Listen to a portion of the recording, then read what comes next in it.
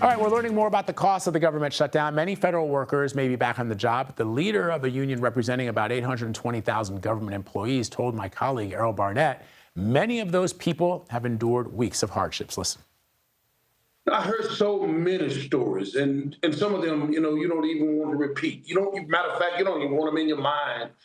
Some of the sites that I've seen, I've stood myself in missions in rural Maryland, serving federal employees food as they come through the line with little children, pregnant mothers, and all of these types of things, that we had to deal with and that they had to deal with. And it wasn't pleasant. It wasn't a beautiful sight.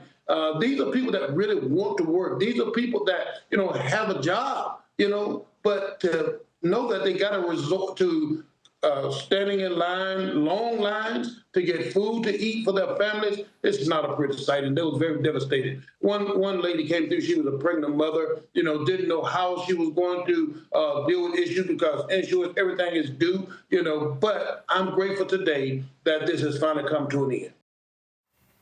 All right, joining me now in Studio 55 is CBS News Money Watch correspondent Kelly O'Grady. What's up, Kelly? Hey. All right, so let's talk about the ripple effects that this shutdown may have had on the U.S. economy.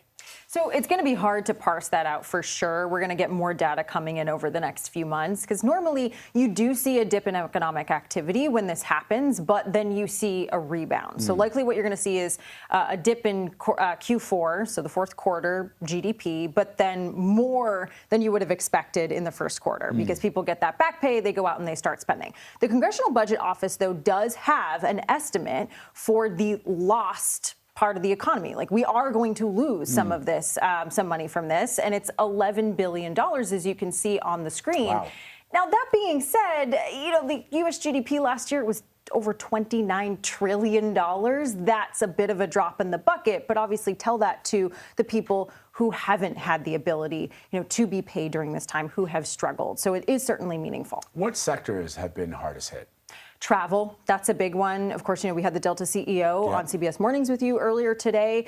There are going to be some flights that just aren't rescheduled. Hospitality is another one. Hotels that aren't stayed in, restaurants that aren't eaten out at, because if you're a federal worker and you weren't getting paid during that time, maybe you didn't go to that restaurant. And then, of course, government contractors. They are not going to get that back pay during this period of time.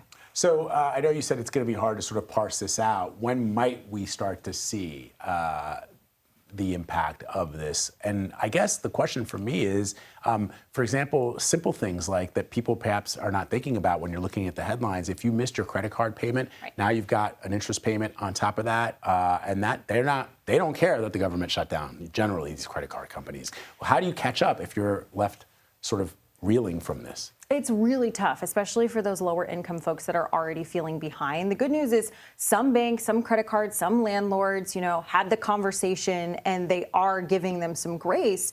But I think the bigger question in terms of when we're going to see it, we're already feeling it. You're going to see that rebound. But then, I always think about the economic data. Yeah. When are we going to get that? And the Fed, what the Fed's going to do. Exactly. The Fed is going to be meeting again in December. They're not going to have that complete picture. And there's more questions about, are we even going to see a rate cut? Or are they just going to hold steady?